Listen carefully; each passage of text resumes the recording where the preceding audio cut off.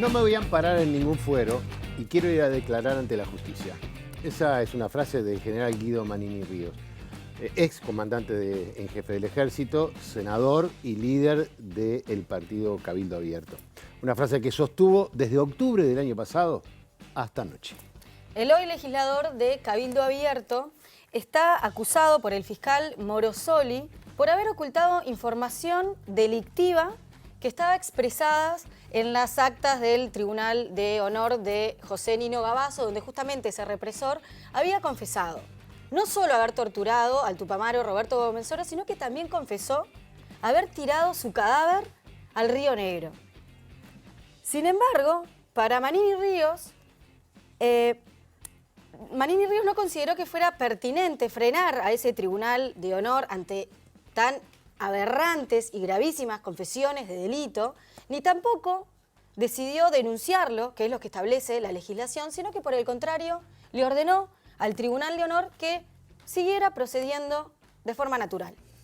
Finalmente todo indica que no va a haber desafuero, no están los votos. Manini, que dijo que iba a votar su propio desafuero, dio marcha atrás y se va a retirar de sala cuando se vote, dejando a su partido y al resto de los socios de la coalición de gobierno para que lo blinden de alguna manera en el Senado. Esta noche, en la letra chica, cuestión de fueros.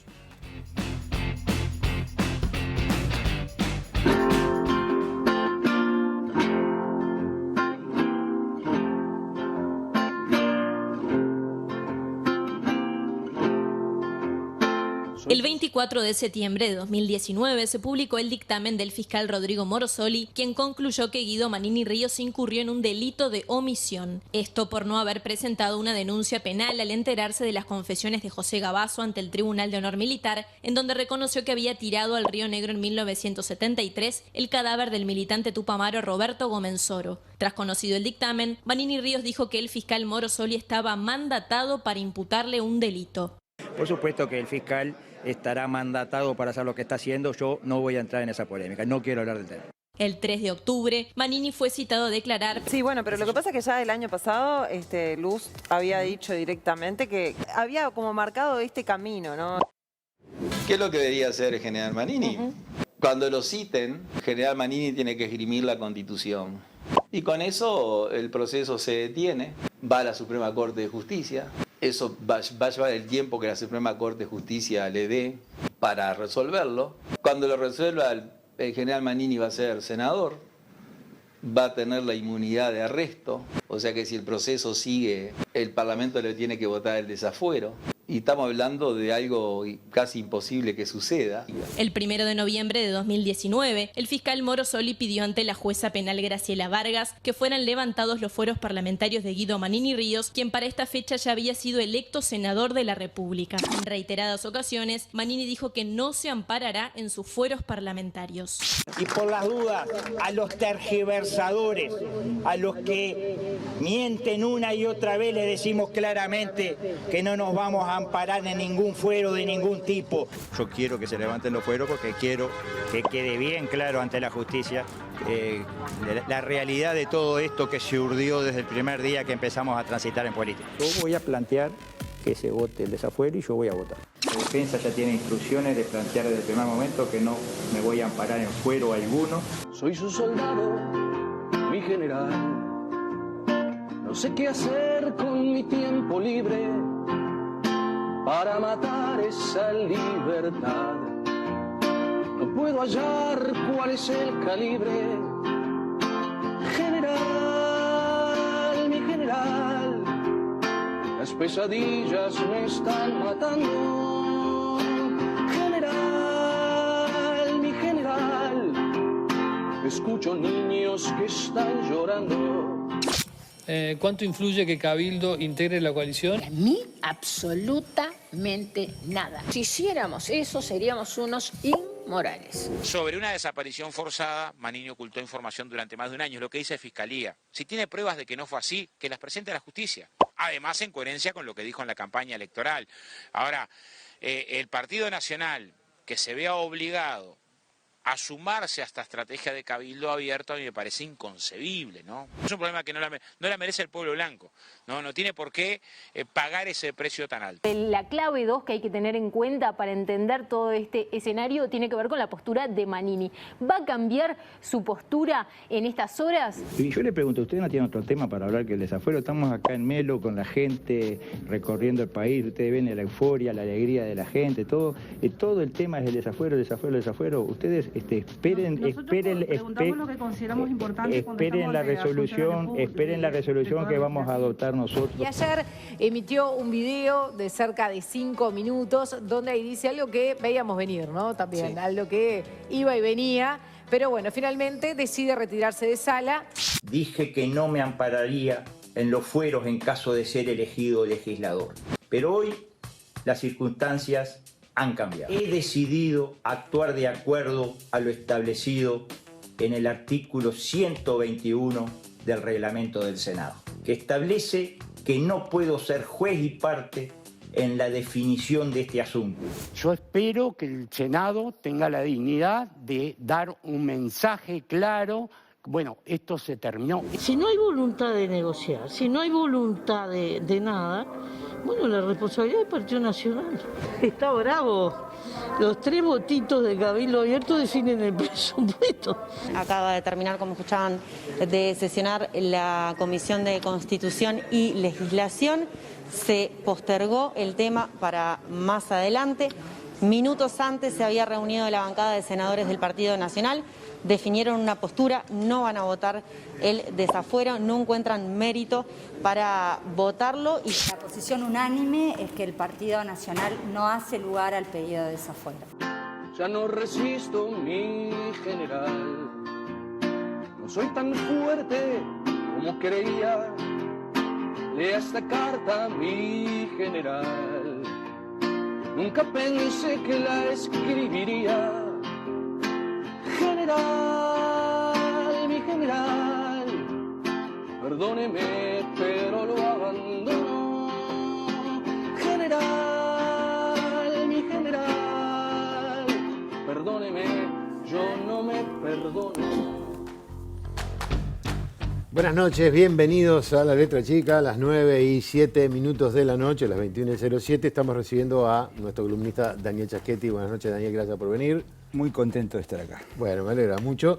Y también estamos recibiendo a Mauricio Pérez, compañero de Informe Capital y también periodista de Brecha, a cargo de la información judicial y derechos humanos. Gracias por acompañarnos. Muchas gracias a ustedes por la invitación. Por favor, estás en tu casa. Exactamente, estoy en mi casa, en la parte nocturna de mi casa. Pero bueno, está muy bien. Daniel, antes de meternos en los aspectos políticos del tema del desafuero, te propongo que hablemos un poco efectivamente de qué es el desafuero, cómo funciona, etcétera. Y de esa curiosidad que en estos días han aparecido mucho en todos lados, sobre todo en las redes, de el actual presidente de la República en su momento como senador, proponiendo que se eliminaran los fueros parlamentarios. Mirá, los fueros parlamentarios son el rasgo distintivo de cualquier parlamento. O sea, conseguir los fueros parlamentarios costó sangre. Luego de la Revolución Puritana en Inglaterra, en 1689, el Parlamento le arrancó al rey, a Guillermo de Orange, que había depuesto a Jacobo II, le arrancó un conjunto de líneas programáticas que se llama Bill of Rights, que es la Carta de Derechos. Uno de esos puntos son los fueros parlamentarios. ¿A qué refieren los fueros parlamentarios? Refieren a que ningún parlamentario puede ser juzgado por sus dichos o actos durante su gestión. Es decir, es un blindaje judicial que el Estado le hace a los parlamentarios para que no sean perseguidos por sus opiniones, para que en definitiva puedan actuar en absoluta libertad. Es una garantía. Es una garantía. ¿Incluye delitos también? A ver, no es que no puedan ser procesados, sino que establece, los fueros parlamentarios en casi todas las constituciones democráticas establecen mecanismos ante eventuales delitos. Pero lo cierto es que en principio el parlamentario tiene, digamos, unas garantías, unos derechos distintos a los de cualquier otro ciudadano. Y eso es para evitar que el Poder Ejecutivo o el Poder Judicial realicen persecución contra los parlamentarios. Entonces, no hay un parlamento democrático, un parlamento moderno que no tenga fueros parlamentarios. Proponer eliminar los fueros parlamentarios es algo disparatado. Podemos discutir cómo se aplican o cómo funcionan. En Uruguay, el fuero parlamentario está debidamente explicitado en la Constitución, del artículo 112 al 115. El 115 en particular, que ya lo comentábamos en este programa, es un artículo que prevé un mecanismo para los casos en los cuales algún parlamentario haya cometido un delito y, por tanto, el Poder Judicial reclame por ese parlamentario. ¿Para qué? Para juzgarlo. Entonces, en esos casos, lo que ocurre es que la Cámara del parlamentario debe analizar la causa por la cual se pide la imputación del parlamentario, establecer un dictamen y luego votar. Votar si se levantan o no se levantan los fueros. La Constitución uruguaya dice además que para levantar los fueros se necesitan 2/3 de la Cámara. Estamos hablando de que en el caso de un senador es el Senado el que tiene que levantar los fueros y en el caso de los diputados es la Cámara de Diputados. Exacto. Está. Por ejemplo, o sea, no puede haber injerencia de Cámara. El desafuero más conocido de la historia uruguaya es el desafuero negado por el senador Erro. La justicia militar lo perseguía, se pidió el desafuero. La Cámara de Erro era un senador. La Cámara de Senadores votó y empataron. No, perdón, me estoy equivocando. La Cámara de Senadores no se puso de acuerdo y le derivó el tema a la Cámara de Diputados. La Cámara de Diputados lo que hizo fue un juicio político contra Erro, que era senador, que es algo que la Cámara de Diputados puede hacer, y cuando van a votar empataron. Eso fue el 25 de junio. ¿Y dos días después fue el golpe de Estado. ¿Por qué puede darse que la Cámara de Senadores le pase a los diputados el caso de un desafuero? Bueno, en ese caso se dio porque no había acuerdos, estaban absolutamente divididos, absolutamente polarizado el sistema político y no había posibilidad de llegar a un acuerdo. Pero lo cierto es que, y eso es lo que el televidente tiene que comprender, el fuero es una protección que tiene el parlamentario para cumplir normalmente su labor. Y si el parlamentario cometió un crimen, bueno, hay un procedimiento que es que el Poder Judicial le solicita a la Cámara y la Cámara tiene que analizarlo y luego votarlo. Y para eso se necesitan 2/3 para levantarle los fueros. En general, en general el Parlamento es muy celoso y no concede libremente desafueros. Desde el 85 a la fecha se procesaron 24 solicitudes, de las cuales solamente en 3 casos, Signorelli, Esquerra y Bianchi, fueron levantados los fueros. El delito infraganti es algo que habilita mucho más rápido el desafuero, digamos. Bueno, sí, porque en este caso el Parlamento mismo analiza esto, ¿no? Y llega a la conclusión de que hay elementos para que la causa funcione y le levanta los fueros. Mauricio, si te parece hacer más o menos de una manera sintética, porque no tenemos tanto tiempo, pero sí, ¿cuál fue esta hoja de ruta que tiene la causa por la que es acusado Manini Ríos, ¿no? ¿Por qué se convoca el Tribunal de Honor de Gabazo? ¿Qué actitud tuvieron los generales que allí lo conformaban este tribunal? Y tal vez la pregunta más importante, que sería el desenlace de esta historia, ¿qué es lo que pasa ahora sin que se levanten estos fueros, si se archiva la causa o qué es lo que sucede? El tribunal que se le hace a Gabazo, a Jorge Silveira y a Luis Maurente, que es un tribunal que se le hace a todos esos militares, también Ernesto Ramas, estaba Gilberto Vázquez metido en el medio, es en el año 2016. Pero por diferentes motivos ese tribunal se empezó a extender en el tiempo y no llegó a una resolución. Se dio la situación de que los 3 generales que integraban el Tribunal de Honor de 2016 pasan a retiro, por lo cual se conforma un nuevo tribunal en el año 2017 por disposición del ministro de Defensa Jorge Menéndez. Es este tribunal que empieza a actuar en 2017 donde se da la declaración de José Gabazo, lo que se conoce como la confesión de Gabazo vinculada con el caso Gómez Oro Hoffman. Gómez Oro Hoffman, militante tupamaro, detenido en el 73, desaparecido en marzo del 73, cuyos restos fueron encontrados en el lago del Rincón de Bonetti, identificados muchos años después. Perdón, y un dato que me pareció y que realmente yo no lo conocía, capaz que compartirlo con la audiencia. el cuerpo de Gomensoro desapareció 2 veces. Claro, el cuerpo de Gomensoro desapareció en su momento, fue encontrado en Rincón del Bonete, fue enterrado como NN, sus restos fueron tomados por un médico forense e identificados años después a través de una pericia de ADN. Bueno, cuando se da esta situación de las declaraciones de Gavazo, hay una cronología que se puede hacer sobre cómo fueron este proceso, que tiene 3 etapas, que es la declaración del 10 de abril, donde Gavazo da la confesión, donde habla del crimen de Gomensoro, sin mencionarlo a Gomensoro Hoffmann, nadie en el tribunal lo menciona. Ahí se le informa por parte de los generales a Manini, Manini da la orden de seguir adelante, vuelven a reinterrogar a Gavazo en junio, él ahí amplía la información sobre el caso Gomensoro, vuelve a darse la misma situación de que los generales informan a Manini. Y 2 veces ya, sería la segunda vez que tiene conocimiento. Es la segunda vez que informan, Manini vuelve a dar la orden de seguir adelante unos días después, y la tercera vez en octubre, cuando el tribunal entrega su informe final con las sanciones a Gavazo, no vinculadas con el objeto del proceso, que era el tema del segundo vuelo, la condena por el segundo vuelo de Automotores Orlete, sino esta vez por haber ocultado información que derivó en el procesamiento de un militar que estuvo 3 años y medio detenido, que era Juan Carlos Gómez, vinculado con el crimen de Gomensoro Hoffmann. El enojo de Manini era porque, según él, Gómez fue injustamente encarcelado. Exactamente. El caso Gómez es uno de los casos emblemas que han utilizado los militares que han cuestionado asiduamente a la justicia como un militar procesado sin pruebas o con pruebas blandas, con pruebas que no eran contundentes, y que fue procesado y que estuvo preso. Ese es un caso emblema. Juan Carlos Gómez fue exonerado oportunamente 3 años y medio después de estar procesado.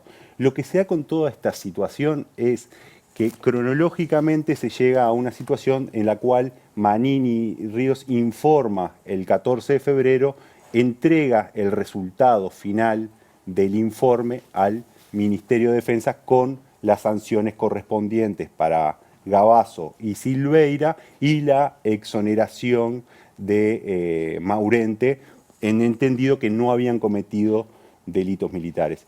Y ahí es en todo ese proceso que se dan las contradicciones entre lo que Manini informó o no a las autoridades del mando civil, y que terminan con el fiscal dando 2 resoluciones, una vinculada a el pedido de formalización de Guido Manini Ríos por no haber informado al mando civil, y después en el pedido de archivo de la indagatoria contra todos los que estuvieron vinculados con el Tribunal de Honor, los 6 generales vinculados con el Tribunal de Honor, y todos los mandos civiles del Ministerio de Defensa y de Presidencia de la República.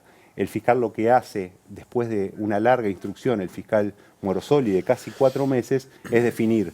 El general Guido Manini Ríos tuvo información desde el 10-11 de abril del año 2019 sobre la situación de Gavazo, y no informó a sus superiores hasta el 14 de febrero de desde el 10 de abril del 2018 hasta el 14 de febrero de 2019.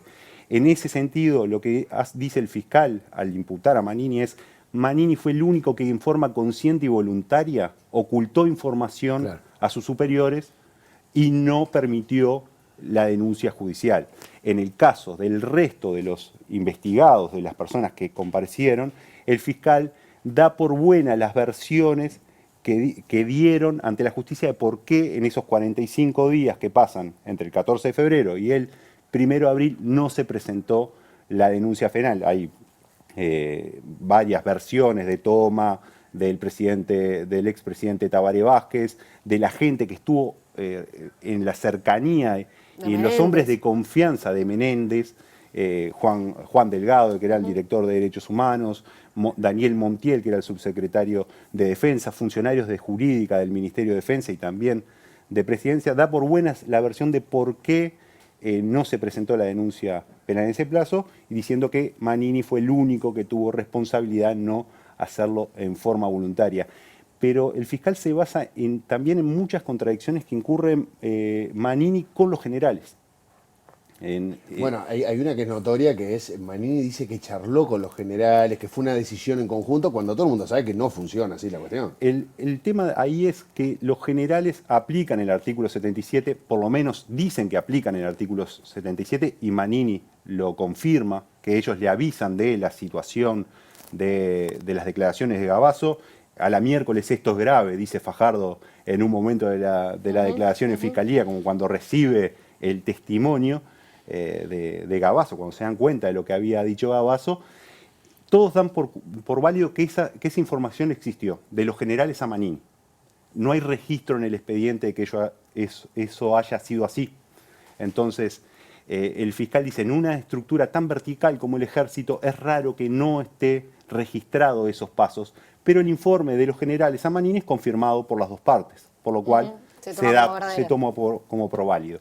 Lo que hay diferencias, por ejemplo, es en cuándo Manini les dice a los generales que tienen que seguir. El 10 de abril, el 11 de abril, cuando le informan a Manini, Manini demora 20 días o alrededor de 15 días en dar la orden de seguir adelante.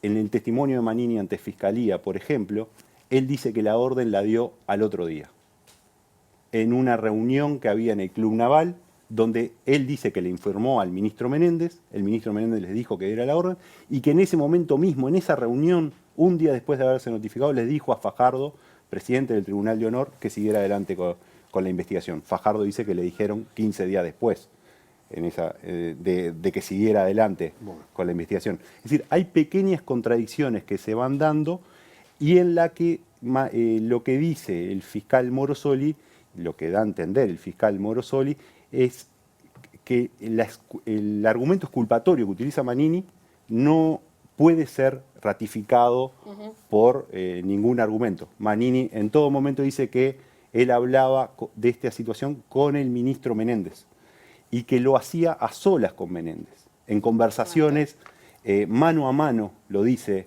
en varias ocasiones. Todas las conversaciones sobre estos tribunales de honor eran mano a mano con el ministro que estaba muy preocupado, que quería que este tribunal no pasara lo mismo que con el Tribunal de Honor de Gregorio Álvarez, que terminó en la nada. Entonces todas mis conversaciones eran mano a mano, por lo cual no hay un registro de que esas conversaciones hayan sido así, que Manini efectivamente haya informado a su superior, y es ahí donde se basa la imputación del fiscal Morosoli cuando pide la formalización de Manini. La necesidad de investigarlo, ¿no? ¿Y qué puede pasar ahora entonces con la negación del desafuero? Bueno, ¿Qué pasa con la causa, no? La causa, obviamente, con el pedido de desafuero queda paralizada.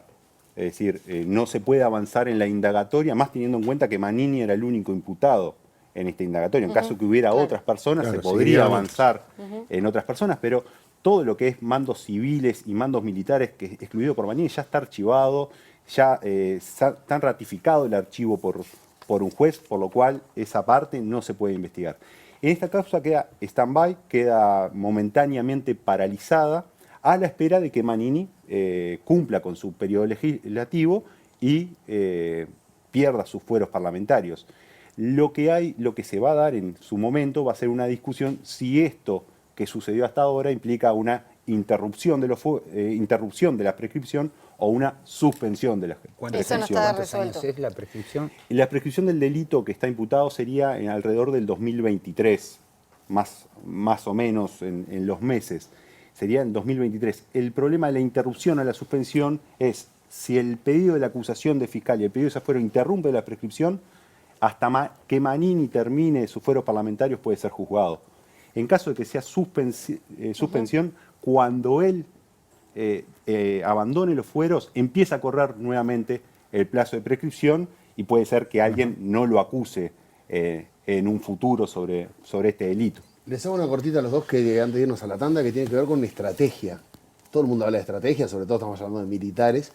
Y vimos a Lust en el tape de arranque, que como si fuera un pitonizo, básicamente adivinó paso a paso lo que terminó desencadenándose en la noche de ayer. Lust dijo, fue antes de las elecciones que lo dijo. Sí, se lo dijo a Leonardo Abercon en una nota. Y a Romina Andreoli. Sí. En un programa que se pasa en un canal de cable y que seguramente no lo vio todo el mundo porque además Luz era un desconocido. Claro, antes de las elecciones, entonces, o sea, ni él sabía que iba a salir elegido algo. Pero la estrategia era muy clara y la confiesa públicamente, ¿no? Y se cumple paso a paso, o sea, es algo inusual esto, sobre todo porque nosotros todos seguimos discutiendo de que no, que los blancos le van a dar los votos, que el otro, y que los votos de los Ciudadanos y todo. Ya más o menos la estrategia estaba trazada desde hace mucho tiempo. La incursión de Cabildo Abierto, ¿crees que está completamente ligada a entrar en el Parlamento para poder estar blindado y que no lo investigue la justicia? Claro. O sea, Manini tiene claro una cosa, no quiere ir a la justicia. Y a partir de allí es toda la estrategia. Ahí empieza Cabildo Abierto. Ya después podemos proyectar qué es lo que pasa con Cabildo Abierto. Sí, porque además ir a la justicia, él no tiene garantías de salir, digamos, de salir exitoso. Tiene miedo y bueno, prefiere mantenerse en el Parlamento con los fueros y politizar el tema, ¿no? Y atacar a la justicia. Toda la estrategia de Cabildo está basada en este problema. Yo creo, un agregado a lo que decías vos, creo que Luz no fue pitonizo en su versión. Era el abogado defensor. Claro, es uno de los abogados defensores. Comenzó la estrategia, o sea, da su estrategia un año antes. Pero era una estrategia que todo el mundo sabía que se iba a aplicar. Y es razonable, ¿no? O sea, normalmente... Perdón, Daniel, hasta el fiscal sabía que la iba a aplicar. Cuando se presenta el pedido de formalización en la audiencia de formalización, el fiscal ya sabía que una de las opciones era que iban a presentar la inconstitucionalidad, más teniendo en cuenta lo que se estaba discutiendo el CPP, la inconstitucionalidad previa a la elección previa a la elección del 27 de octubre era algo lógico, algo que se podía plantear. Y por eso se resuelve tan rápidamente, porque los recursos contra el CPP ya habían sido rechazados. Claro. Por eso se resuelve tan rápidamente, en menos de un mes. La Corte dice es constitucional el nuevo CPP. Cuando el fiscal llega a la audiencia de noviembre, ya con Manini con fueros, fines de octubre, 31 de octubre, 1 de noviembre, ya con Manini con fueros, el fiscal ya sabía que no iba a poder pedir la formalización. Por eso directamente pide el desafuero.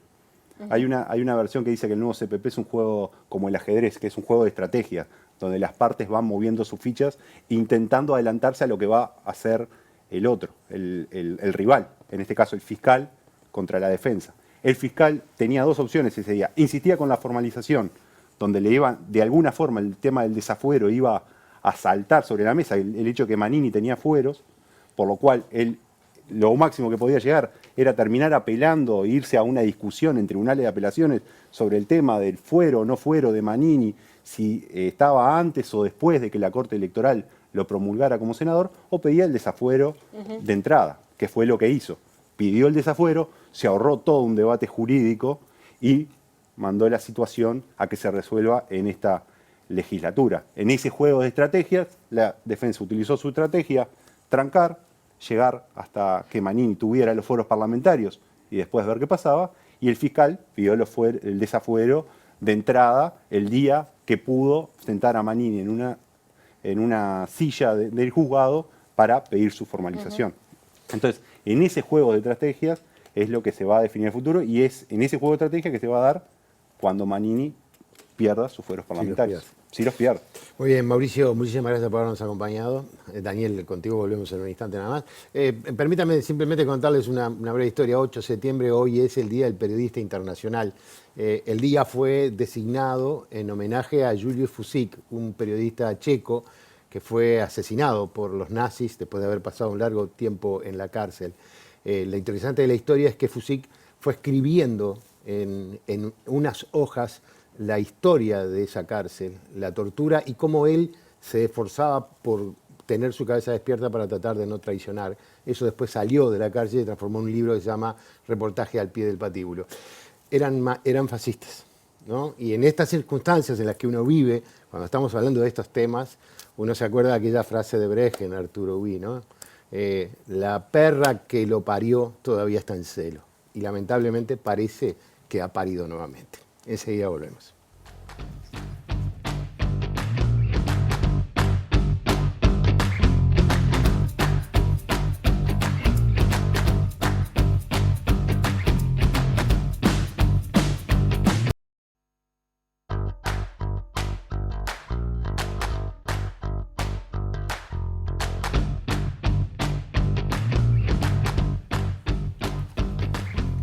33 minutos pasan de las 9 de la noche. Recibimos al senador del Frente Amplio, a Óscar Andrade. Óscar, gracias por acompañarnos. Un gusto estar por acá. Bueno. Felicitaciones por la iniciativa. Bueno, muchísimas gracias. Antes de hablar con el senador Andrade, queremos aclarar que la producción de La Letra Chica se comunicó con Marcos Metol para invitar a este programa, en el que se iba a hablar de este tema, a alguno de los legisladores de Cabildo Abierto. La respuesta fue, bueno, en realidad negativa. Metol es el que le maneja la que prensa. es el responsable de prensa de Cabildo Abierto. Es la tercera vez que los invitamos también. Es verdad. Y no vienen. En distintos temas, sí. Así que bueno, no podemos tener su voz. Seguramente el tema va en el Parlamento o en el Senado, va a tener mucha discusión, más allá de que ya se sepa que la posición que adoptó el Partido Nacional de votar en bloque el no desafuero da por terminado el tema. Es decir, esto lo aprendí de Chaschetti. Para que haya desafuero tiene que ser todo el Frente Amplio y todo el Partido Nacional, por lo tanto el desafuero no va a salir. Pero bueno, ¿qué posición va a tener entonces igual el Frente Amplio ante esta situación y en este debate? Yo creo que trasciende largamente la política partidaria. En este caso es una señal que impacta negativamente para el conjunto de la sociedad.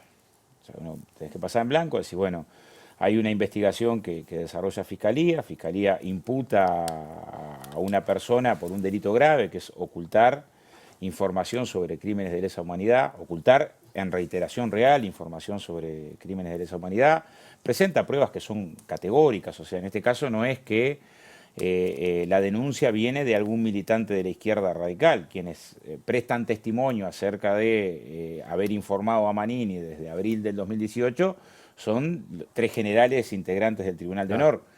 Por el caso Gavazo primero, por el caso Silveira después, y después otros 3 integrantes del Tribunal de Honor, y después el propio Manini. O sea, el propio Manini, en una nota en búsqueda, reconoce que no informó de los delitos a los que tuvo acceso a la justicia, en abril, ya cuando no era comandante en jefe. Entonces, no, lo que encuentra cualquiera que trabaje en el informe de Fiscalía y en el expediente, y de los materiales que estuvieron a disposición de los senadores en la Comisión de Constitución y Código, es muy difícil sostener que lo que no hay es elementos jurídicos para formar la causa. Sobran elementos jurídicos para formar la causa. Pero además, la práctica, la estrategia judicial que desarrolló Manini demuestra que hizo lo imposible para no enfrentar a la justicia, porque esperó hasta el último día en el que fue citado para la justicia. El día que fue citado a la justicia presentó 2 recursos de inconstitucionalidad en una grosera maniobra, porque, a ver, los recursos que presentó de inconstitucionalidad fueron sobre la creación de la Fiscalía y el Código de Proceso Penal, que ya había fallo de la Suprema Corte de Justicia. O sea, sabía el resultado, pero le iban a dar 20 días más para lo que decía un poco Luz. O sea, increíblemente, y esto tiene que servirnos para... Increíblemente, en la opinión pública esto no quedó claro. Quedó más claro el planteo de Manini mientras desarrollaba esta estrategia judicial para lograr los fueros, para esquivar a la justicia, su discurso público de que no se iba a amparar en ningún fuero, o sea, mientras estaba haciendo lo contrario, o sea, si quería ir a la justicia, alcanzaba con ir el día que estaba citado. El día que estaba citado, desarrolló esta estrategia judicial de maniobra para alcanzar los fueros parlamentarios. ¿Qué sabíamos ahí? Que teníamos certeza que Cabildo Abierto iba a hacer lo imposible para esquivar la justicia. Yo lo que no tenía certeza, tengo que confesar, y tenía esperanza, por lo menos hasta hoy, de que me parecía muy difícil que el Partido Nacional lograra alinear a todos los senadores en esta estrategia. Es más, me consta que hay senadores del Partido Nacional que no tenían intención de amparar en los fueros a Manini y comprarse este lío, en el sentido de este problema. Bueno, entonces, pero Andrade, estamos en el medio de una discusión de presupuesto, son votos en el Senado que valen, son socios de una coalición. También se podía pensar que bueno, iban a apoyar a su socio de la coalición. No, yo la verdad, en principio, a ver, son crímenes de lesa humanidad. O sea, lo que ocultaste es información sobre crímenes de lesa humanidad. No fue que tuviste un problema con la DGI. ¿Se entiende? O sea, ocultaste información sobre violaciones grotescas de derechos humanos. O sea, ese fue el delito. Cuando ese es el delito, no puede canjearse esa figura por la mayoría de la... O sea, me explico, no puedo decirme, no, ¿sabés lo que pasó? no sé, a la DGI declaró que tenía 110 y en realidad tenía 120. Bueno, es un tema que es complicado, pero no toca la misma sensibilidad. En este caso, que toca esta sensibilidad y en este contexto, porque yo quiero colocar algunas cosas del contexto. O sea, Cabildo Abierto, desde que ingresó al Parlamento, ha usado la media hora previa en flagrante violación del reglamento, porque no permite hacer consideraciones políticas la media hora previa, para defender a criminales de lesa humanidad y para cuestionar a la justicia. De hecho, Manini, cuando presenta los fallos del tribunal, lo hace con 8 carillas que cuestionan fuertemente el sistema de justicia en un concepto absurdo, que es sostener que el Poder Judicial está encarnizado con los militares. Tenemos 300 causas empantanadas, o sea, y además todas con maniobras de este tipo, que es el debido proceso, pero muchas con chicanas para hacer más largos los procesos judiciales. Segundo, Cabildo Abierto presenta un proyecto de ley para que no se juzguen más los crímenes de lesa humanidad, contra todo el derecho humanitario internacional, contra todas las convenciones internacionales. Estamos en un contexto, presenta hace 2 semanas atrás una resolución política vergonzosa, que está a estudio, o sea, no fue aún rechazada, está a estudio de la Comisión de Asuntos Internacionales, que pide al Senado que se pronuncie en contra de la Comisión Interamericana de Derechos Humanos, que sería un poco la Fiscalía de la supranacionalidad. Está la Corte, que sería el Poder Judicial, y eso está a estudio hoy bueno, sus dirigentes, hace poco el candidato por Soriano, sosteniendo que la muerte de Roslik fue por, justo la de Roslik, ¿no? En donde la compañera de Roslik pide una segunda autopsia a la primera para demostrar que lo mataron en la tortura, que fue de muerte natural. O sea, hay un pulso. Está también el pedido contra el fiscal. Contra el fiscal, de destitución del fiscal, grotescamente conservador. Bueno, la historia de sus integrantes, nos enteramos hace pocas semanas, el papel de Domenech siendo abogado sumariante en dictadura. En ese contexto, yo me pongo socio de la coalición, ¿no? Como dice un poco Diego, socio de la coalición, pero no me puede costar estas cosas, ¿no? Pues hay líneas que no se deberían cruzar, porque si se cruzan, después está muy difícil para retornar si se cruzan.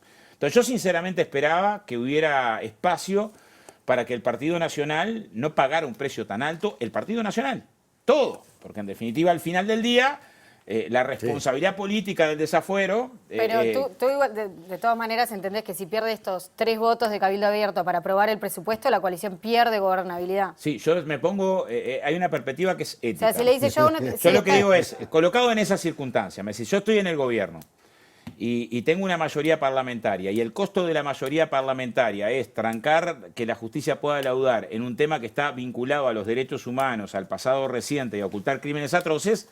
No lo pienso un segundo, me quedaré sin mayoría parlamentaria al otro día y construiré otros acuerdos.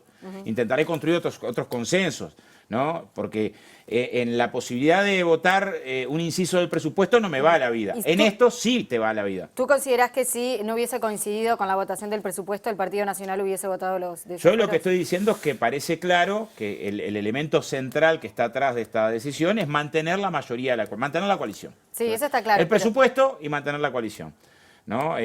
Son 2 elementos que juegan. Después es todavía más triste que esto que tendría que votarse hoy para tratarse mañana en la comisión. Se haya postergado para decidan postergarlo después de las elecciones. Porque en definitiva a todos nos gustaría conocer los elementos jurídicos, en comillas, que hacen a que no haya formación de prueba. Y vos mirás el informe de Fiscalía y las pruebas. Si algo no se puede decir acá es que no hay pruebas contundentes. Repito, parte de las pruebas es el mismo Manini en abril. Diciéndolo, yo no comuniqué nunca a la justicia, ¿no? O sea, golpeándose el pecho. Un año después de que se enteró por 3 generales de la circunstancia de las confesiones de Gabazo. Hay un informe de 3 legisladores del Partido Nacional que son los que dicen que no hay que votar el desafuero. ¿Qué dice? No conozco el informe. Va a haber un informe de mayoría, otro minoría. Ese informe fue interno del Partido Nacional.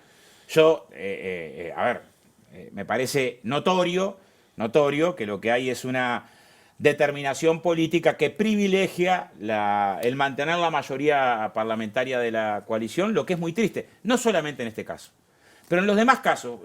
Diego preguntaba recién, si vos me decís, mirá, decidieron que el ajuste que sufre todo el Estado, que sufre la Dinama, que sufre el Banco de Previsión Social, no lo sufran las Fuerzas Armadas, en que lugar donde no se suprime ninguna vacante, y ese es un precio para mantener la coalición. Bueno, me parece cuestionable el precio que paga, pero es un precio pagable, digamos.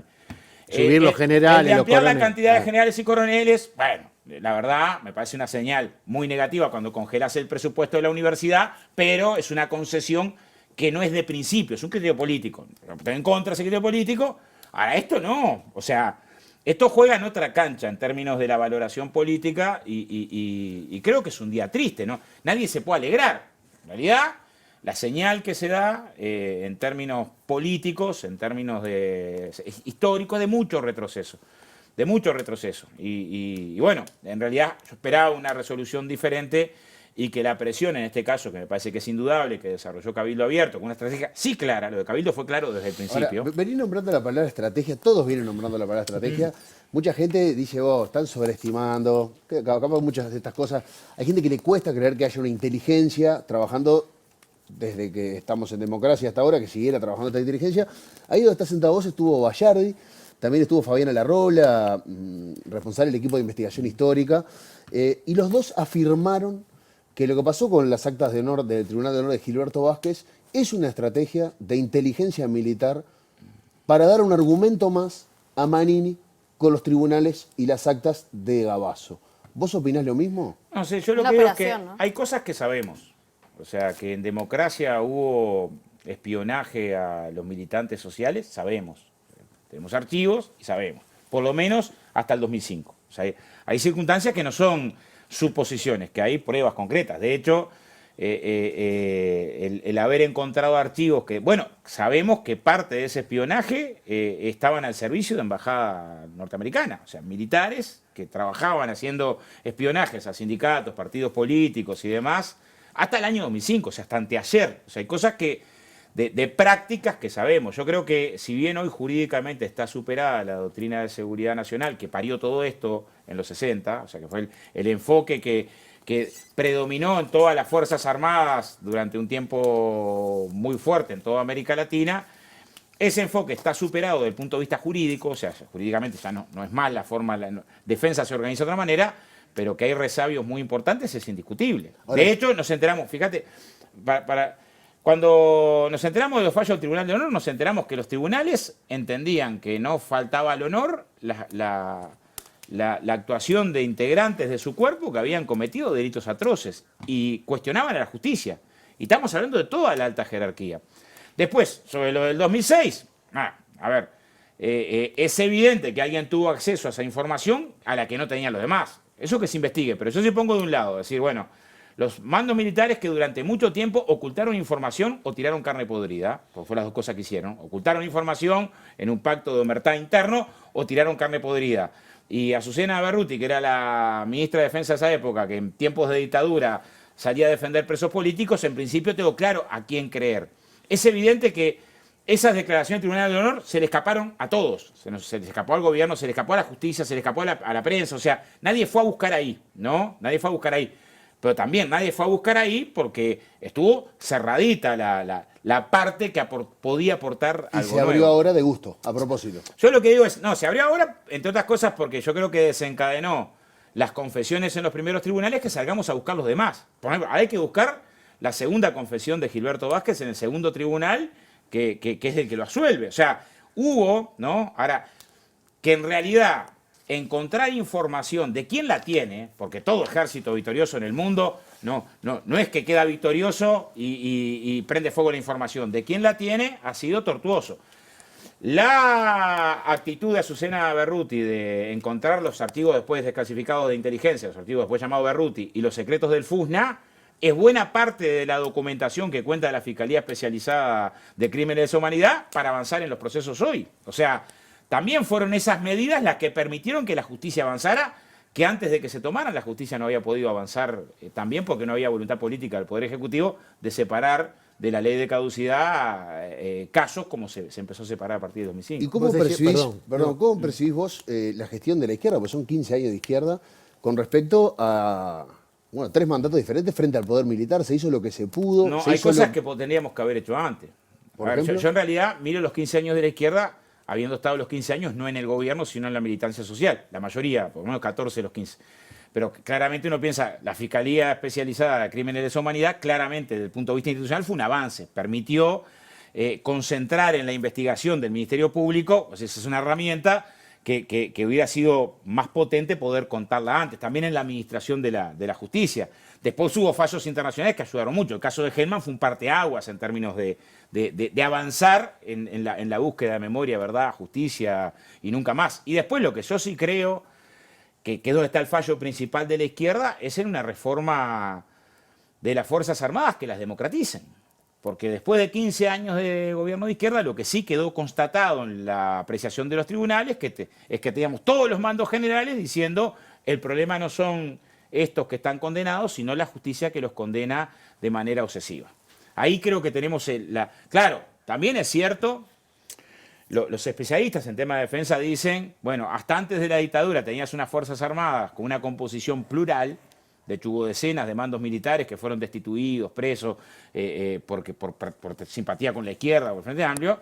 Y a la salida de la dictadura, las Fuerzas Armadas que salieron de la dictadura, unas Fuerzas Armadas donde encontrar algún resabio que reflejara lo que hay en la realidad. O sea, el Frente Amplio pasó a tener el 50% de los votos, pero nombrame mandos militares que una vez que se jubilan pasan a ser de los componentes del campo progresista. O sea, es cierto que ahí se concentró y eso debe haber dificultado mucho ese proceso de reafirmar convicción democrática. O sea, el discurso de Manini de cuestionar a la justicia, cuando lo que tiene que cuestionar es el terrorismo de Estado, ¿no? O sea, cuando todo lo que tenemos que cuestionar es el terrorismo de Estado, en términos y los crímenes de lesa humanidad, no los excesos, sino la práctica sistemática de exterminio, de cárcel, de tortura, de desaparición, de coordinación represiva regional.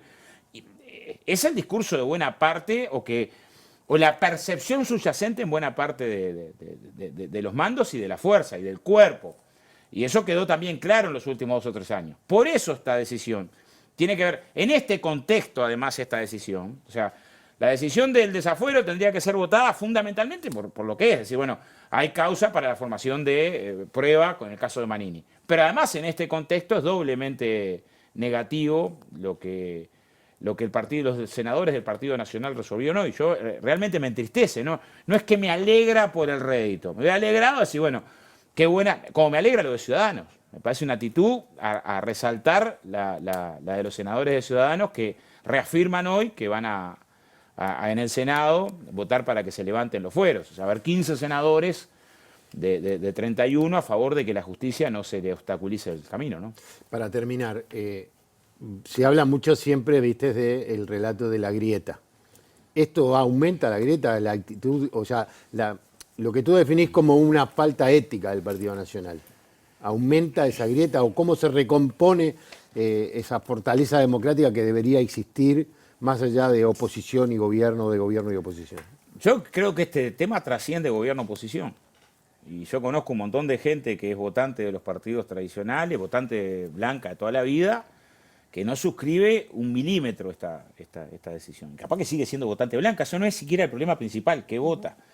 Lo que digo es, a ver, en este caso la grieta es, vos decís, ¿puede haber reconciliación entre un torturado y un torturador? Yo vaya a saber, yo dudo mucho. Pero lo que no puede reconciliarse nunca es el fascismo con la democracia. Eso es lo que es irreconciliable, ¿no? Entonces, es más, sobre todo la humanidad, después de la Segunda Guerra Mundial, de los crímenes atroces del nazismo, empezó a avanzar en términos del derecho, en considerar, ¿no?, que hay crímenes que son contra toda la humanidad, ¿no?, que son contra toda la humanidad y que no pueden ser, no prescriben y que no se pueden amnistiar y que no se puede conceder derecho a asilo. Cuando eso pasó en Uruguay, o sea, una práctica sistemática de terrorismo de Estado, impedir que la justicia aclare prácticas cómplices con crímenes de lesa humanidad es triste para todo el Uruguay. No hay quien pueda celebrar, yo creo que no hay quien pueda celebrar una decisión como la de esta. Después, cualquier cálculo que se haga por abajo de esto, decir, bueno, para mantener la coalición, para no romper los puentes, para votar el presupuesto, cualquier consideración que se haga por fuera de esto es una consideración tan menor que no resiste el análisis. Y a mí, en realidad, me entristece. Yo esperaba esto de la parte del Partido Colorado que dirige Sanguinetti, porque la historia de Sanguinetti con respecto a este tema ha sido brutal. brutal en qué generales eran los que impulsaba cuando fue gobierno o negociaba, brutal cuando puso a Medina y encajonaba las denuncias. O sea, con respecto a estos temas, uno esperaba consecuencia en una dirección. Pero con los dirigentes actuales, muchos del Partido Nacional, para mí podían tener un reflejo distinto a este, de decir, bueno, pagar este precio para mantener la coalición. Me parece un profundo error y un daño que se le hace al Uruguay, no al Frente Amplio, no solo a familiares. O sea, me parece que es un daño a la institucionalidad. Oscar, fue un gusto tenerte con nosotros esta noche. No, el gusto es mío. Bueno, felicitaciones por el programa. Bien, nosotros vamos a hacer una breve pausa y ya vamos a volver para hacer una síntesis, un resumen de lo que estamos hablando con Daniel Chaschetti. Ya venimos.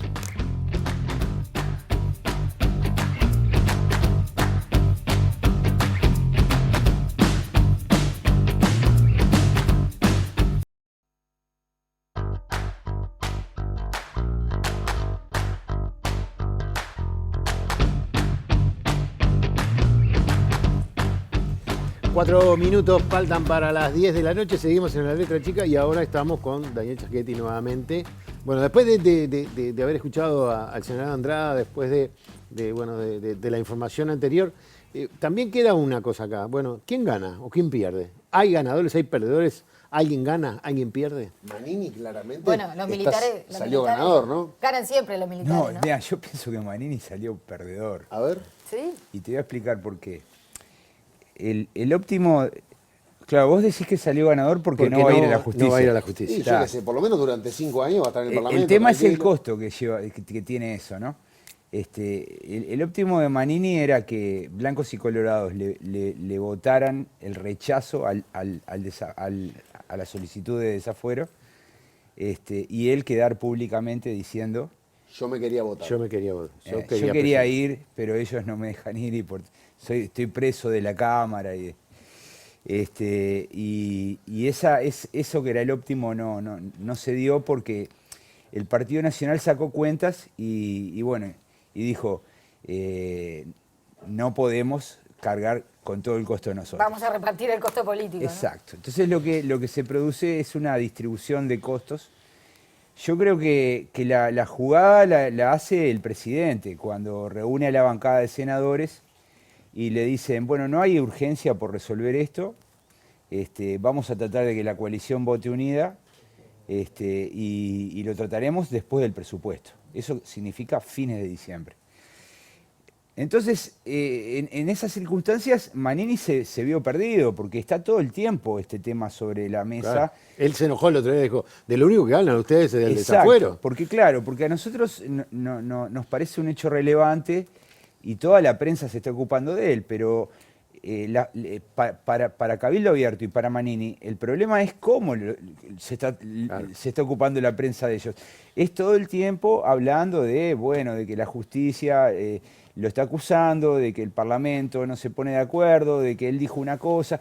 Y bueno, decidió sacrificar su posición inicial, dar un paso atrás y encontrar un vericueto que significa no entrar a la Cámara amparado en un artículo de reglamento de la Cámara de Senadores, diciendo que, bueno, que como se trata un desafuero sobre sí mismo, algo que nunca ocurrió, porque siempre los desaforados estaban sentaditos ahí. Pero no es muy infantil, Daniel, que él diga que se enteró ayer porque le dijo un asesor que los fueros no le correspondían a él, sino que eran de la Cámara. ¿Cómo se enteró ayer? Bueno, es un argumento ad hoc, ¿no? Traído para las circunstancias. De alguna manera él tiene que salir. El compromiso de él era muy fuerte, lo hizo en campaña, está lleno en las redes, en todos los programas están pasando sus diatribas, ¿no? Diciendo que él iba a ir a declarar ante la justicia, ¿no? Por tanto, cambiar de posición tiene un costo. Y me parece que este episodio lo va a perseguir siempre, ¿no? De ahora hasta que termine su carrera política. Es un episodio donde él pretendió jugar fuerte, enalteciendo ciertos valores, que ahora los está guardando, ¿no? Los está poniendo bajo de la mesa porque en verdad lo que él quiere es no ir a la justicia y lo está dejando demostrado.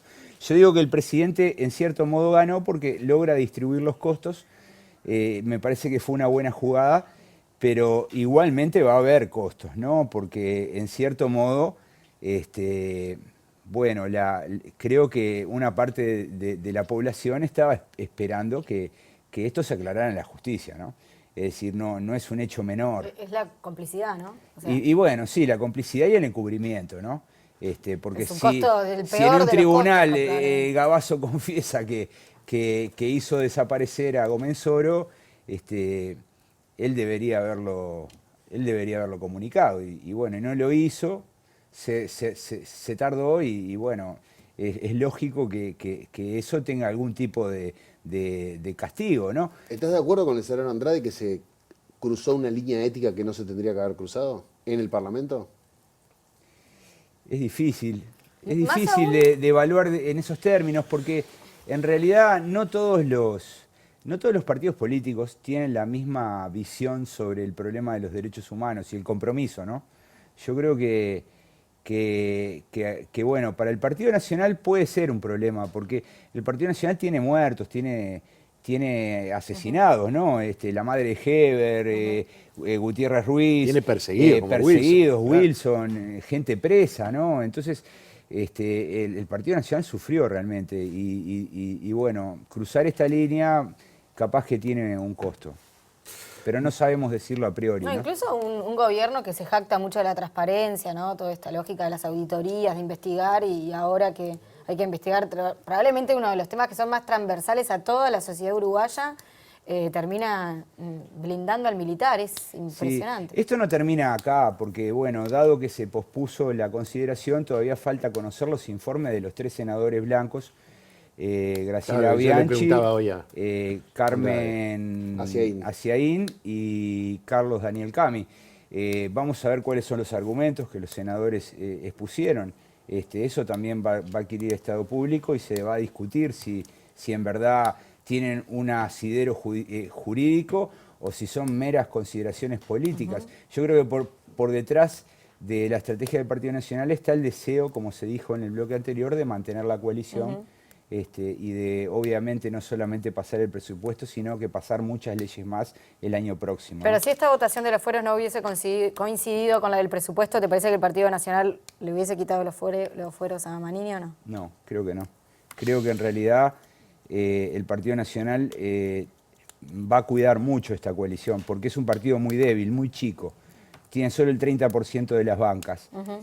Solo no hace nada. Entonces, su fortaleza está en la unidad con el Partido Colorado y con Cabildo. Cabildo es un socio complicado, es un problema. Cuestión de poderes, ¿no? Sí, mañana nos vamos a meter de lleno con los hilos del poder. El poder internacional, el poder militar, el poder económico. ¿Y dónde quedamos parados nosotros, los que no tenemos ningún poder? No, ¿cómo que no? Los medios de comunicación tienen un poder imponente. Vamos a hablarlo mañana. Mañana lo discutimos entonces. Daniel, muchísimas gracias. Arriba. Nos vemos mañana, así que bueno, a las 9 de la noche en La Letra Chica. Gracias por todo. Gracias.